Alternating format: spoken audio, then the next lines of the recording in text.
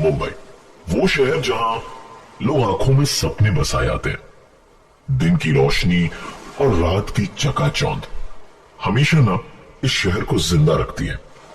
पर इस रोशनी और चकाचौंध के पीछे छिपे हैं कई राज जिनको किसी ने जानने की कोशिश नहीं की, क्योंकि जिंदगी यहां चलती नहीं, दौड़ती है।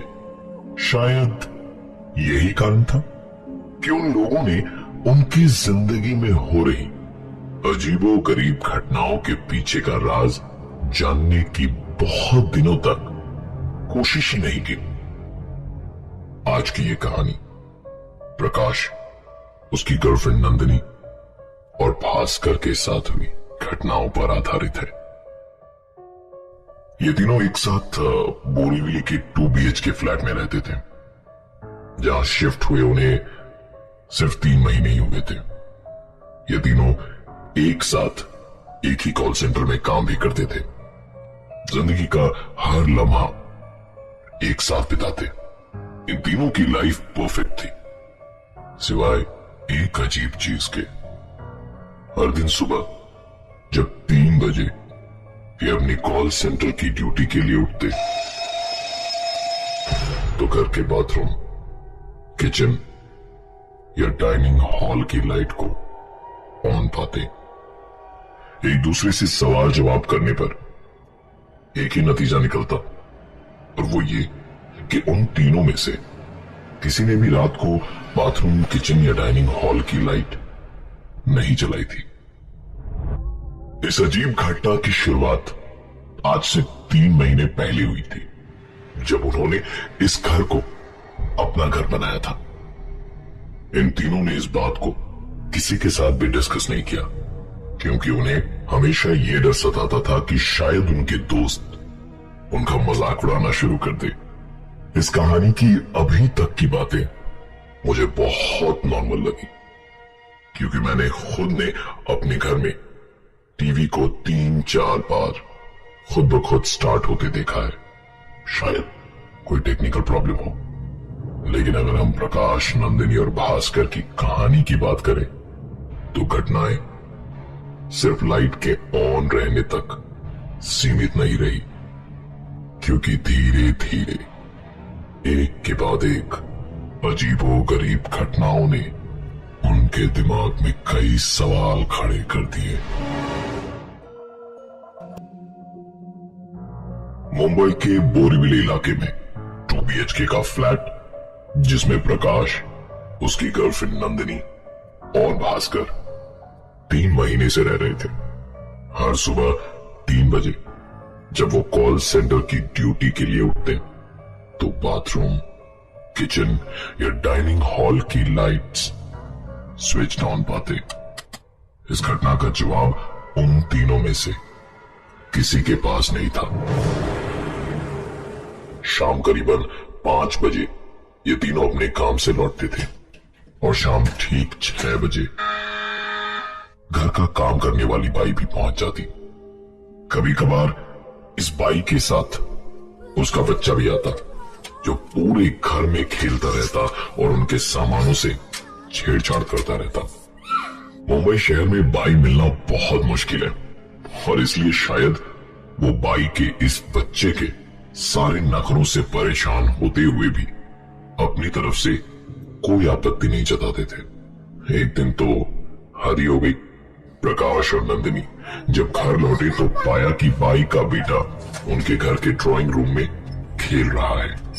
उन्हें लगा शायद बाई उस दिन जल्दी काम पर आ गई, लेकिन आश्चर्य की बात तो ये थी कि बाई उन्हें सारे घर में कहीं भी नजर नहीं आई।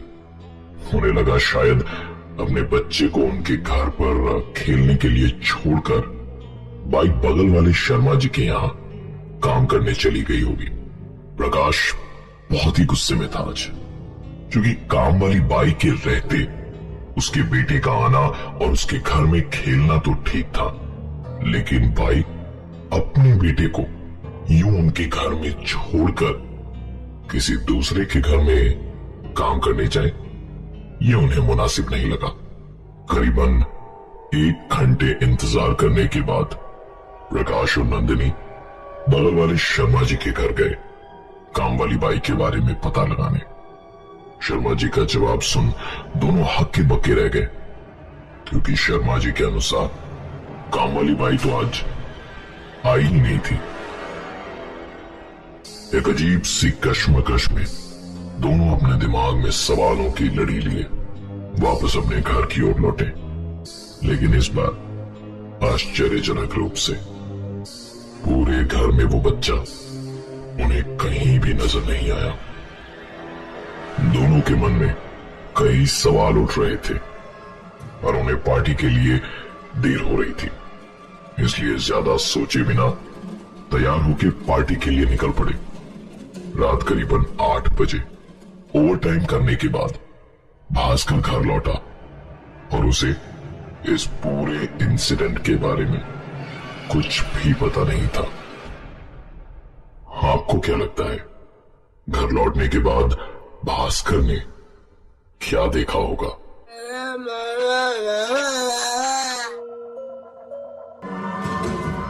प्रकाश और नंदिनी ने अपने घर में काफी अजीबोगरीब चीज नोटिस करने के बाद सब कुछ पीछे छोड़ शाम की पार्टी के लिए अपने घर से निकल पड़े।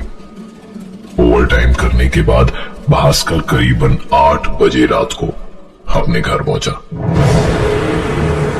भास्कर ने घर का दरवाजा खोला तो पाया कि हमेशा की तरह बाथरूम की लाइट जली हुई थी।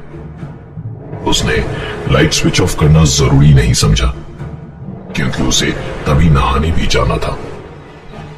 रूम में एंटर करके भास्कर ने अलमारी खोल अपना टॉवल निकाला और बाथरूम की ओर चल पड़ा। भास्कर ने जैसे ही बाथरूम का दरवाजा खोला, उसके पैरों तले जमीन खिसक चुकी थी। बाथरूम के फर्श और दीवार पर सिर्फ खून ही खून के धब्बे थे। डरे हुए भास्कर ने तुरंत बाथरूम का दरवाजा बंद करा और डर के मारे वो मेन डोर की ओर भागा। अचानक उसके भागते हुए कदम एक आवाज को सुनकर रुक गए। ये आवाज भास्कर के कमरे से आ रही थी। सहमे हुए कदमों से भास्कर अपने रूम की ओर आगे बढ़ा और रूम का नजारा देख उसे अपनी आंखों पर विश्वास नहीं हो रहा था। भास्कर ने देखा कि उसके भाई का बच्चा उसके बिस्तर पर अपने घुटनों में मुंह को छिपाए बैठा था। भास्कर ने उससे पूछा कि तुम यहां क्या कर रहे हो? अभी तो तुम यहां नहीं थे। यह सवाल सुन उस बच्चे ने धीरे से अपने घुटनों से मुंह को उठाया। उस बच्चे के चेहरे पर एक अजीब सी तेज और होठों पर एक अजीब सी मुस्कान थी, मानो जिनमें कई राज समाये हों। बाथरूम में खून और बिस्तर पर काम वाली बाई के बच्चे का होना, जिसके अजीब हाव भाव को देख भास्कर अंदर तक डर चुका था। वो तुरंत दौड़ता हुआ उस घर से बाहर की ओर निकल गया। डरे हुए भास्कर के फोन कॉल के तुरंत बाद ही नंदिनी और प्रकाश पार्टी को छोड़कर घर चले आए और तीनों ने बहुत साहस करके उस घर के अंदर जाने की हिम्मत करी।